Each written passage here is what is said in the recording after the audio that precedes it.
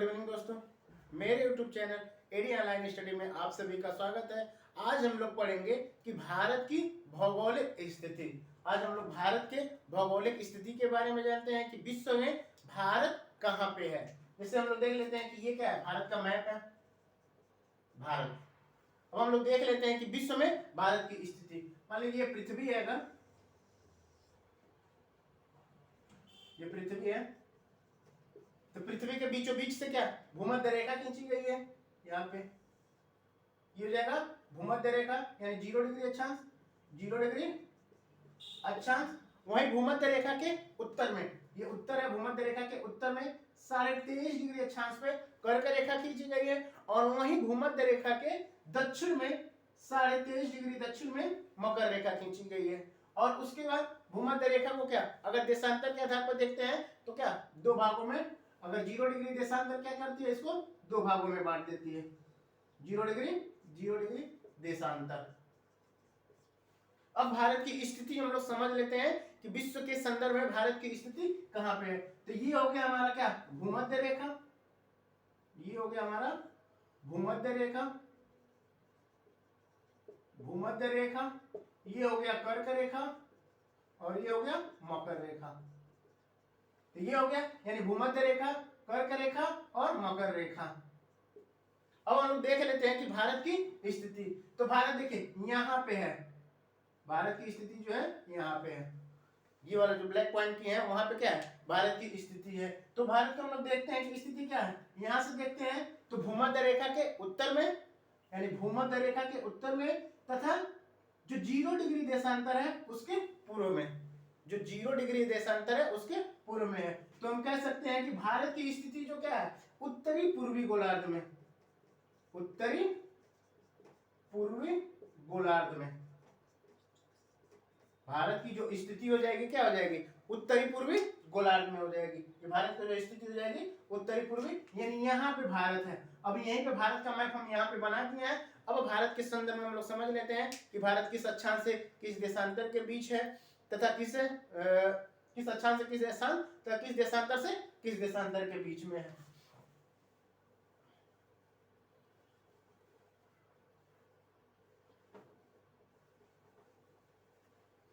तो सबसे पहले हम लोग बात करेंगे, यहाँ पे अंडमान निकोबार द्वीप समूह दिखा देते हैं।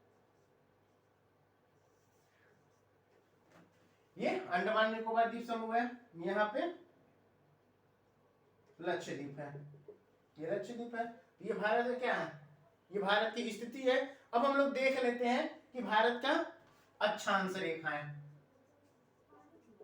अक्षांश रेखा, यानी किस अक्षांश से किस अक्षांश के बीच भारत की स्थिति है, किस अक्षांश से किस अक्षांश से भारत की स्थिति है। तो सर्वप्रथम हम लोग देखते हैं, अगर पूछता है, जैसे देखिए यहाँ पे भारत की स्थिति के बारे में हम लोग जानते हैं, तो यहाँ पे 6 डिग्री 4 मिनट, 6 डिग्री 4 मिनट से लेके यहाँ पे 37 डिग्री 6 मिनट, यानी भारत की अक्षांश की बात करें तो 6 डिग्री 4 मिनट से लेके 37 डिग्री 6 मिनट। तो ये कहां पे हो जाएगा, अंडमान निकोबार द्वीप समूह पे। अगर पूछता है भारत की मुख्य भूमि का अक्षांश रेखा, तो भारत की मुख्य भूमि यहाँ पे है, भारत की मुख्य भूमि, तो ये हो जाएगा 8 degree 4 minute.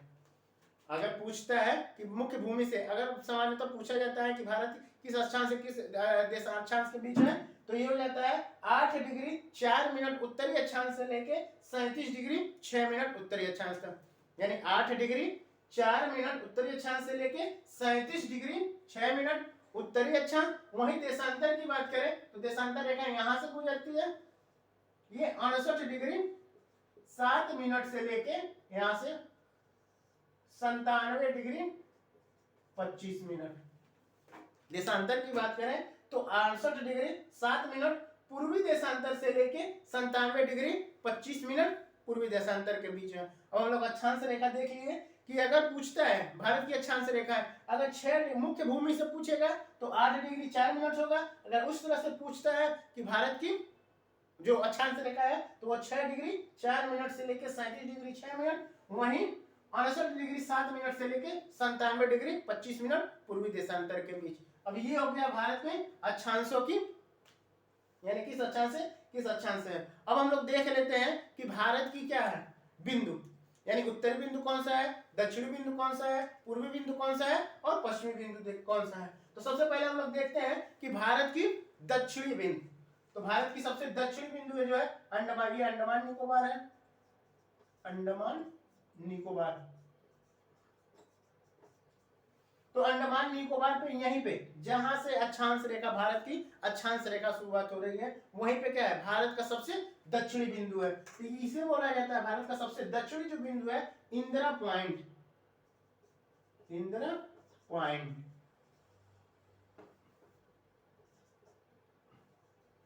Indira point Bharat का जो सबसे दक्षिणी बिंदु है उसे बोला जाता है इंदिरा पॉइंट। वहीं भारत का जो सबसे उत्तरी बिंदु, ये अंडमान निकोबार है। फिर भारत का जो सबसे उत्तरी बिंदु है यहाँ पे, इसे बोला जाता है इंदिरा कॉल, इंदिरा कॉल।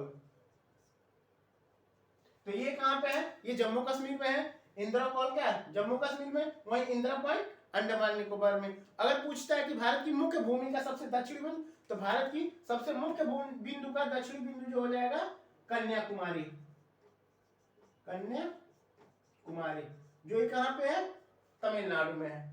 कन्याकुमारी जो कहाँ पे है तमिलनाडु में। अगर मुख्य भूमि की बात करें तो कन्याकुमारी हो जाएगा। अगर पूछे भारत का सबसे दक्षिणी बिंदु, तो भारत का सबसे दक्षिणी बिंदु जो हो जाएगा इंदिरा पॉइंट, भारत का सबसे दक्षिणी बिंदु इंदिरा पॉइंट, और सबसे उत्तरी बिंदु जो हो जाएगा इंदिरा कॉल हो जाएगा। वहीं भारत का सबसे पूर्व पश्चिमी बिंदु पूछे, ये भारत का पश्चिमी हिस्सा है, तो सबसे पश्चिमी हिस्सा गुजरात में हो जाता है गुहार माता, गुहार माता, या इसे गौर माता भी बोलते हैं। भारत का जो सबसे पश्चिमी बिंदु है क्या है गुहार माता या गौर माता, और वहीं भारत का सबसे पूर्वी बिंदु होता है तो ये अरुणाचल प्रदेश में, अरुणाचल प्रदेश में होता है किबुथु, किबिथु, अरुणाचल प्रदेश में हो जाता है किबुथु। तो ये हम लोग देख रहे हैं कि क्या ये भारत के मुख्य भूमि का हिस्सा, ठीक है, यानी भारत के क्या ये पॉइंट, यानी सबसे दक्षिणी बिंदु कौन सा है, सबसे उत्तरी बिंदु कौन सा है, सबसे पश्चिमी बिंदु कौन सा है और सबसे पूर्वी बिंदु कौन सा है। तो ये भारत की स्थिति हो गई, यानी भारत की अगर सबसे दक्षिणी बिंदु देखें तो इंदिरा पॉइंट है जो अंडमान निकोबार द्वीप समूह में है। वहीं भारत का मुख्य भूमि की बात करें तो ये कन्याकुमारी है जो तमिलनाडु में है। भारत का पश्चिमी बिंदु देखें तो गुजरात में है गुहार माता या गौर माता, और वहीं सबसे पूर्वी बिंदु की बात करें तो वो किबुथु है जो अरुणाचल प्रदेश में है, और सबसे उत्तरी बिंदु इंदिरा कॉल है जो जम्मू कश्मीर में है। अब हम लोग देख लेते हैं कि भारत की लंबाई, तो यहां से हम लोग देखते हैं जम्मू कश्मीर से लेके कन्याकुमारी तक, जम्मू कश्मीर से लेके कन्याकुमारी तक इसकी जो लंबाई है 3214 किलोमीटर, इसकी जो लंबाई है 3214 किलोमीटर, यानी पूरे यानी भारत की लंबाई जम्मू कश्मीर से लेके कन्याकुमारी तक इसकी लंबाई कितनी है 3214 किलोमीटर। वहीं पे इसकी चौड़ाई की बात करें तो गुजरात के पोरबंदर से लेके चौड़ाई की बात करें तो ये हो जाती है 2933 किलोमीटर, 2933 किलोमीटर, यानी चौड़ाई की बात करें यानी गुजरात से लेके कहां पे अरुणाचल प्रदेश से, गुजरात से लेके अरुणाचल प्रदेश से इसकी चौड़ाई कितनी हो जाती है 2933 किलोमीटर। अब हम लोग देख लेते हैं कि कुछ अक्षांश रेखाएं जो है किस किस को अलग करती हैं। जैसे हम लोग यहाँ देखते हैं, जैसे ये देखिए ये बनाए हुए लक्षद्वीप, लक्षद्वीप यहाँ पे बना हुआ है मिनिकॉय द्वीप, मिनिकॉय, मिनिकॉय इसे मिटा देते हैं।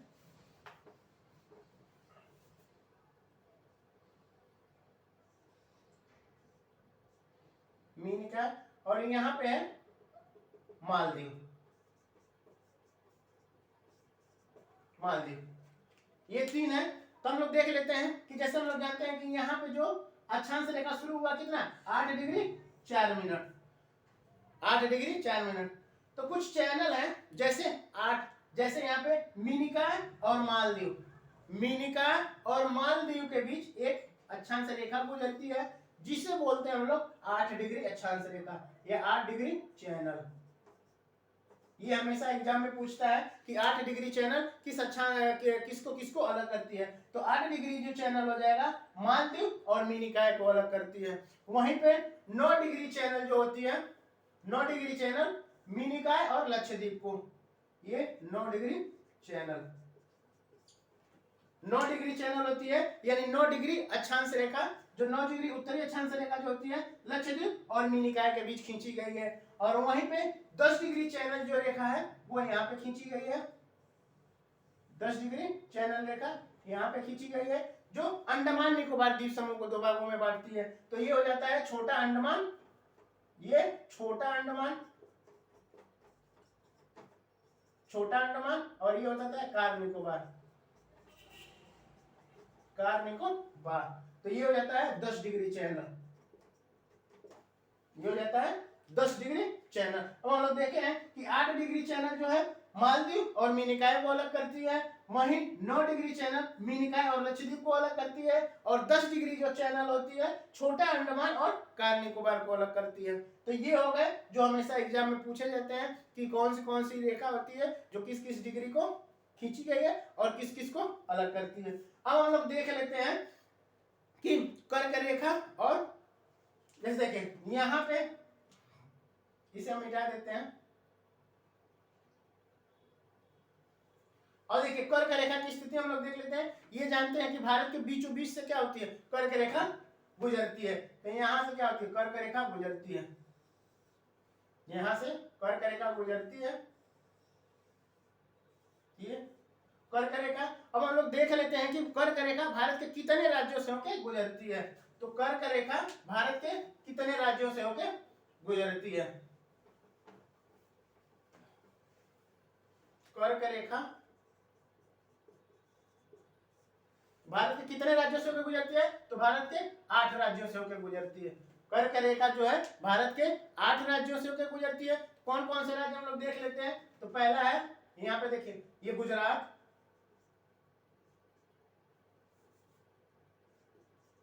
गुजरात, उसके बाद ये राजस्थान का थोड़ा सा हिस्सा आता है, तो राजस्थान, राजस्थान, उसके बाद मध्य प्रदेश, मध्य प्रदेश, छत्तीसगढ़, छत्तीसगढ़, झारखंड, झारखंड, पश्चिम बंगाल, पश्चिम बंगाल,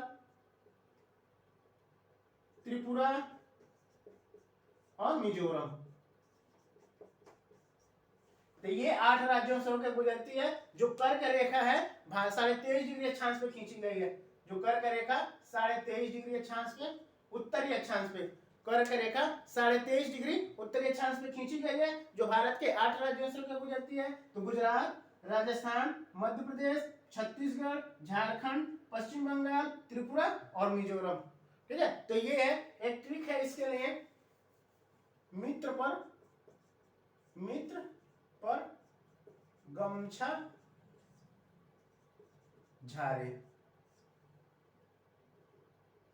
गमछा, ठीक है, मित्र पर गमछा झारे, ये ट्रिक है।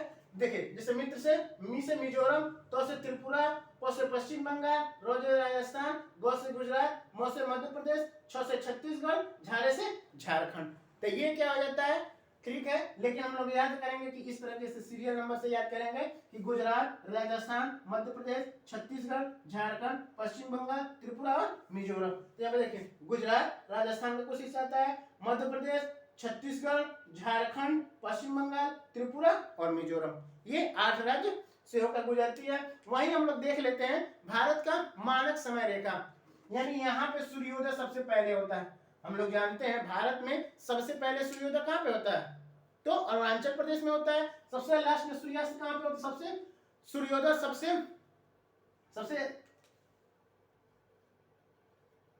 लास्ट में सूर्योदय कहाँ पे होता है, तो ये हो जाता है गुजरात में। तो अरुणाचल प्रदेश और गुजरात के बीच का जो सूर्योदय का डिफरेंस है वो 2 घंटे का अंतर है, ठीक है, 2 घंटे का अंतर है। तो इस 2 घंटे को बैलेंस करने, बराबर करने के लिए भारत में क्या किया गया है, यहाँ पे एक मानक समय रेखा खींचा गया है। यहाँ पे एक मानक समय रेखा खींचा गया है जिसे 82.5 डिग्री पूर्वी देशांतर पे खींचा गया है। पूर्वी देशांतर 82.5 डिग्री पूर्वी देशांतर पे क्या किया गया है, मानक समय रेखा खींचा गया है। देशांतर 82.5 डिग्री पूर्वी देशांतर को इसे क्या कहते हैं, भारत का मानक समय रेखा। यहीं से क्या होता है कि भारत का क्या होता है, समय का निर्धारण होता है। अब हम लोग देख लेते हैं कि मानक समय रेखा भारत के कितने राज्यों से होकर गुजरती है।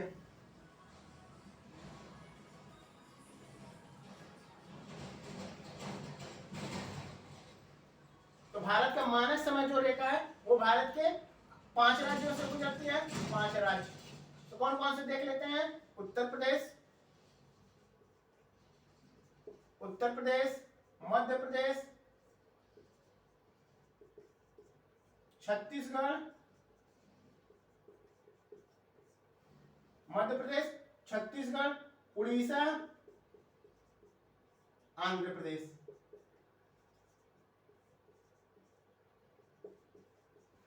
तो ये भारत के 5 राज्यों से होकर गुजरती है।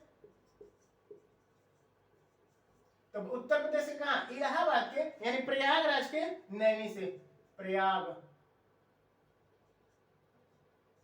प्रयागराज के नैनी से जो मानक समय रेखा जो गुजरती है, तो प्रयागराज के नैनी से गुजरती है। वहां पे एक पुल बना है, नैनी का एक पुल है, वहां पे जाएंगे तो लिखा होगा कि मुस्कुराइए आप मानक समय रेखा पे खड़े हैं। कभी इलाहाबाद जाइएगा तो देखिएगा। तो जो कहाँ पे है, जो भारत की मानक समय रेखा जो खींची गई है, भारत की मानक समय रेखा खींची गई है, वो 5 राज्यों से होकर गई, उत्तर प्रदेश, मध्य प्रदेश, छत्तीसगढ़, उड़ीसा और आंध्र प्रदेश। तो ये था क्या, भारत की भौगोलिक स्थिति। अब हम लोग देख लेते हैं कि भारत की जनसंख्या कितनी है, भारत क्षेत्रफल में कितने नंबर पे आता है। तो सबसे पहले हम लोग देख लेते हैं कि भारत का क्षेत्रफल कितना है। तो भारत का क्षेत्रफल जो है, क्षेत्रफल 32,87,263 वर्ग किमी, वर्ग किमी। भारत का क्षेत्रफल हो गया 32,87,263। अगर हम प्रतिशत की बात करें तो पूरे विश्व का जो भारत है 2.4% है। पूरे विश्व की बात करें तो भारत कितना है, 2.4% है। वहीं क्षेत्रफल की दृष्टि से भारत की स्थिति देखते हैं तो क्षेत्रफल की दृष्टि से भारत की जो स्थिति है 7वें नंबर पे है। भारत 7वें नंबर पे है। तो सबसे पहले क्षेत्रफल में देखेंगे तो सबसे पहले नंबर पे कौन सा आता है, रूस, दूसरे नंबर पे कनाडा, तीसरे नंबर पे चीन, किसी किसी में देखते हैं कि चीन देता है और किसी किसी में अमेरिका देता है। एनसीईआरटी में क्या दिया हुआ, चीन दिया हुआ है। ठीक है, तो पहले नंबर पे रूस, दूसरे नंबर पे कनाडा, तीसरे नंबर पे चीन, चौथे नंबर पे अमेरिका, पांचवें नंबर पे ब्राजील, ऑस्ट्रेलिया, उसके बाद भारत। यानी इस क्षेत्रफल पे देखते हैं तो भारत कितने नंबर पे है, 7वें नंबर पे है। पहले नंबर पे रूस, उसके बाद कनाडा, चीन, अमेरिका, ब्राजील, ऑस्ट्रेलिया और भारत। ये 7 है। भारत कितने नंबर पे, 7वें नंबर पे है क्षेत्रफल की दृष्टि से। वहीं जनसंख्या की दृष्टि से देखें तो सबसे पहले नंबर पे कौन सा आता है, चीन, दूसरे नंबर पे भारत, तीसरे नंबर पे अमेरिका, उसके बाद इंडोनेशिया, इस तरह से आता है। तो भारत इसमें क्या है, जनसंख्या की दृष्टि से देखेंगे, जनसंख्या, तो जनसंख्या की स्थिति से भारत दूसरे नंबर पे आता है। वहीं क्षेत्रफल की दृष्टि से देखेंगे तो भारत 7वें नंबर पे आता है। अब जैसे हम लोग देखते हैं कि पूरे पृथ्वी का जो क्षेत्रफल है 51 करोड़ वर्ग किलोमीटर है, 51 करोड़ वर्ग किमी। अगर पूरे पृथ्वी की बात करें तो पूरे पृथ्वी का जो क्षेत्रफल कितना है, 51 करोड़ वर्ग किमी। वहीं जलीय भाग की बात करें, जल यानी पूरे पृथ्वी पे कितना जल है, तो 36 करोड़ क्या है, जल है, 36 करोड़ वर्ग किमी। 36 करोड़ वर्ग किमी जल है। वहीं स्थल की बात करें तो 15 करोड़ वर्ग किमी। तो ये था भारत की भौगोलिक स्थिति। अब हम लोग अगले वीडियो में देखते हैं कि भारत का भौतिक प्रदेश। Thank you.